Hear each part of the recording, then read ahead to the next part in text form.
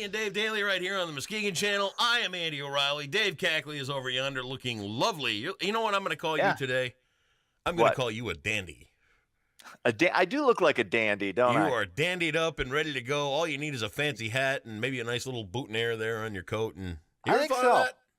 I've thought about becoming a hat guy. I've started, when I go out. There you go. Now that's another step in you trying to be me. Get off the hat idea. Okay, well, no, I got the cool hats. Not like your slickster pimp hat. I'm talking about like a fedora.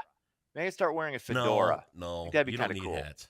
Well, because when I go to the local watering hole, like on a Saturday night or something, I've been wearing, since it's wintertime, I've been wearing like a stocking cap, and I look kind of cool that way.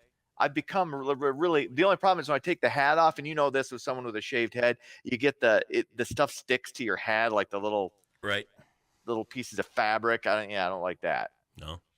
But otherwise. So you bought your kid a Cowboys beanie hat for Christmas, and on Saturday nights you take it and wear it to the bar. No, I don't know. I don't wear his hat. Is that one of the clothing items that can't go to mom's house?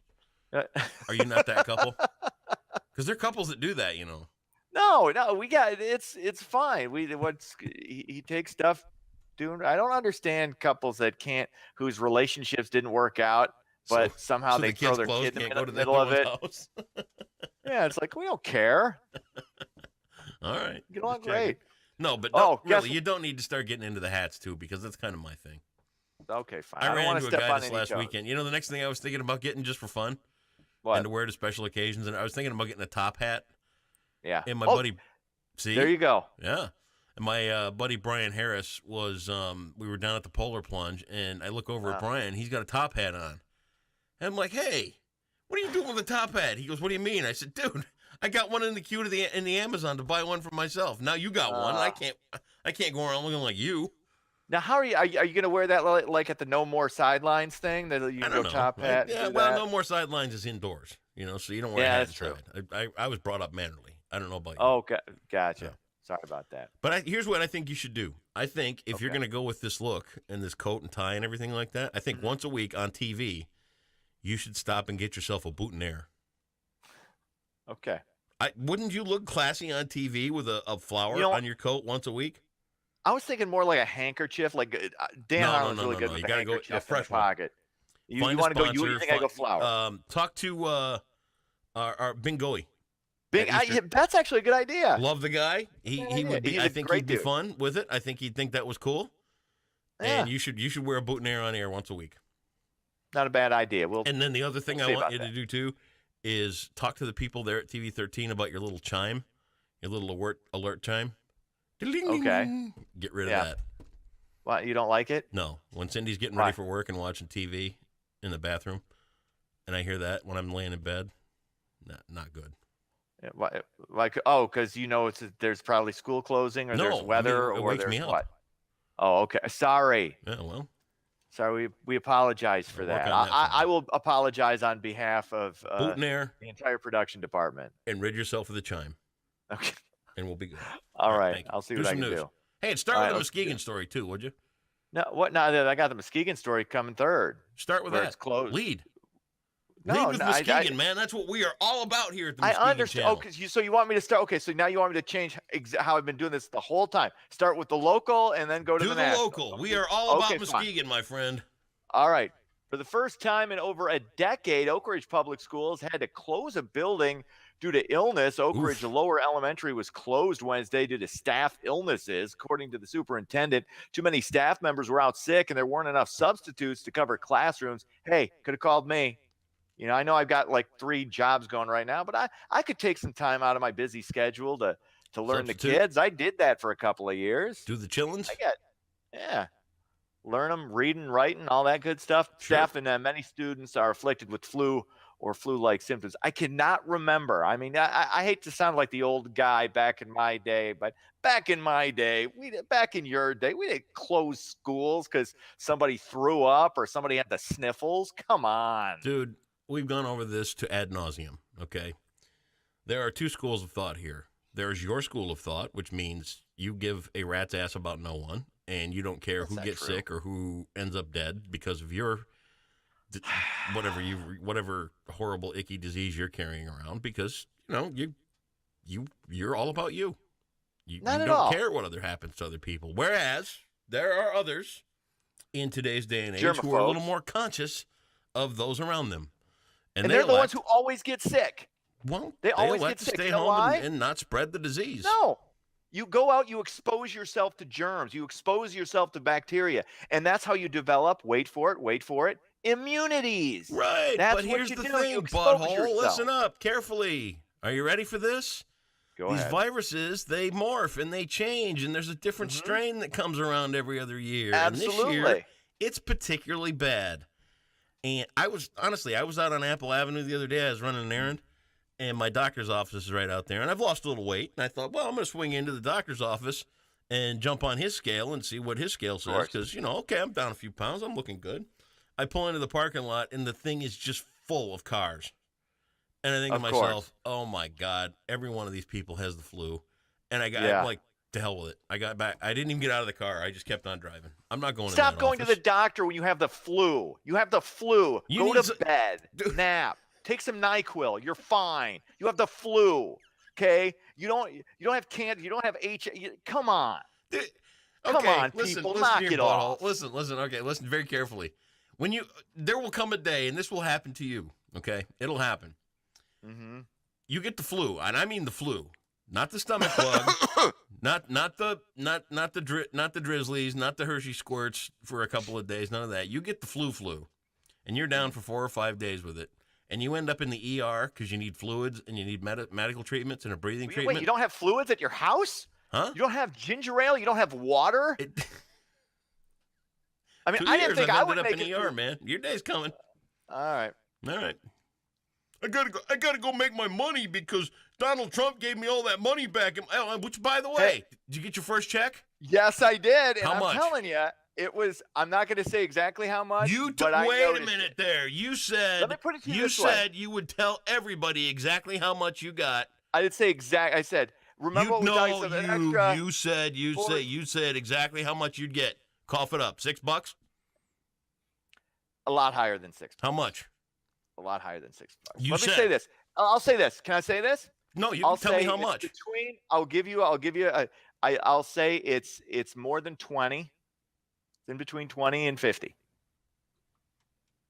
My paycheck. So that's a decent amount. I could supersize 4 extra days a week if I wanted to. Wow, good for you. I'm telling you. I'm not. How much was it? I told you it's between $20 and $50. So you got $21 extra in your paycheck. I'm not going to tell you how much. I'm saying it's between 20 and 50, and that's all I'm going to tell you. But I noticed it, and I'm thinking ahead to Christmas. Christmas is going to be a little. I'll be able to give a little bit more, and that's nice. I'll be waiting. Here, let me hold my breath till Christmas. You'll actually get a gift this year. Hey, speaking of Trump, the ACLU is complaining about the number of times Donald Trump said America in his State of the Union address because they're crazy. A spokesperson said Trump used the word more than 80 times. First of all, who's counting this? And second of all, why? The ACLU's political director says the word is exclusionary. America's exclusionary. The word America. The American Civil Liberties Union is saying the word America is exclusionary. Holy balls. Also, American policies are harming vulnerable communities. So there you go. I mean, you can like Trump, you can hate Trump. Either way, I don't care. But come on. America's exclusionary. American Civil Liberties Union is saying America is exclusionary. Are you out of your ungodly mind? Holy cow.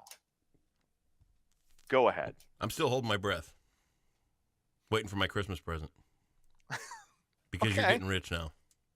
I know, man. I'm telling you. I'm going to tease a little something for tomorrow because something happened to me yesterday that's going to cause me to have to do something today. And I was unable to exercise my white privilege to get out of it. But we'll talk about it tomorrow. You got jury duty. We'll talk about it tomorrow. But I got to go do something after I get out of here. Jury duty? What? No. I will talk about it tomorrow. All right. We'll talk about it tomorrow. Anyway, city of San Francisco. Hey, something good coming out of Frisco. plans to retroactively apply California's current marijuana legislation laws to past criminal cases. Now, these cases go back to 1975. The new policy will affect almost 5,000 felony marijuana convictions and 3,000 misdemeanors. So those get wiped away, as they should. Yeah. I mean, common sense. It's time. People are, yeah. I mean, it's been 75 years that this whole war on marijuana has been going on. It's 75 years. So in the time that you and I have come along and going back to our parents' age, really, right. this whole thing has been going on, and I think everybody sees it for what it was. Yeah. You know what I mean? It's silly. It's over.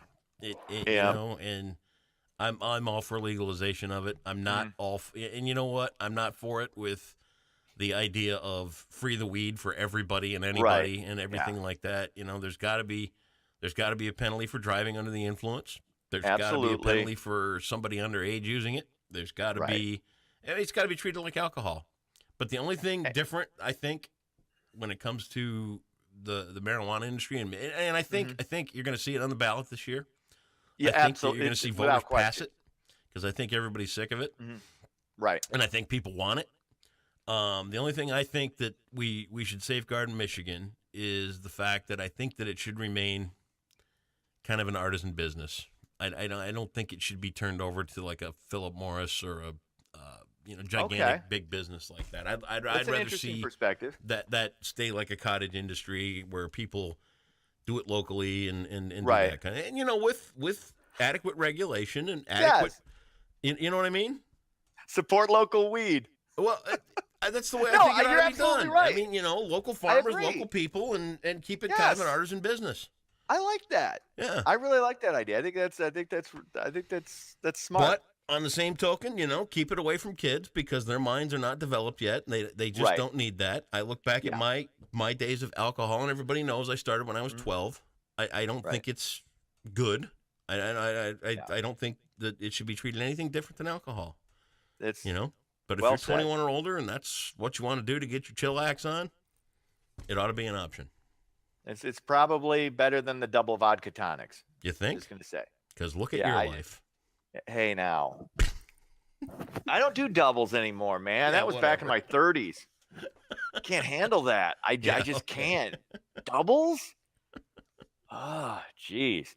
Sports. Michigan State comes back from 12 down in the second half to upend Penn State at the Breslin Center 76-68. In the postgame, Tom Izzo still not talking about the allegations against Michigan State basketball and football, but he says there will come a time when he will address those issues, but the time is not right now, so we shall see. Once again, Izzo's been a little evasive on this stuff. D'Antonio has been defiant, saying he did everything right. We're gonna see what comes out, and we got the new interim president, John Engler. We'll see what he's going to do. Another wrinkle that came out about Engler and him getting appointed to this thing the other day. And I don't really remember the whole history behind this, so I'm picking up where I can.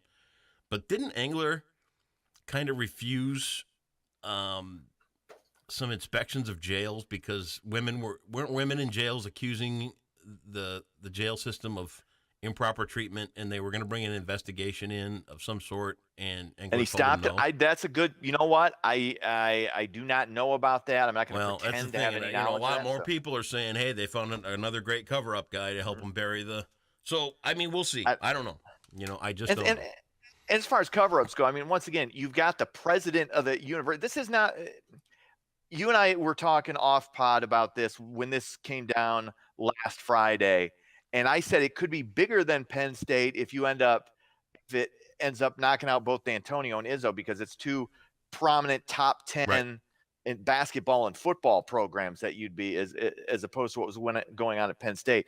But the Penn State cover-up was all over the place. Right. Everybody was involved in that, and people weren't getting fired before. I mean, Michigan State's been pretty proactive as far as, hey, the president's gone, the AD's gone, and the person who actually committed the crime is behind bars. Right. So, we'll see. Now, once again, this could still touch the football and basketball program in a huge way, and we'll see we'll see what happens with the ongoing investigation. To be continued. To be continued. All right, there, sports. Captain Big Bucks. Get out and spend your $21 and I'll talk to you tomorrow. Daddy supersizing. Uh-huh. Later.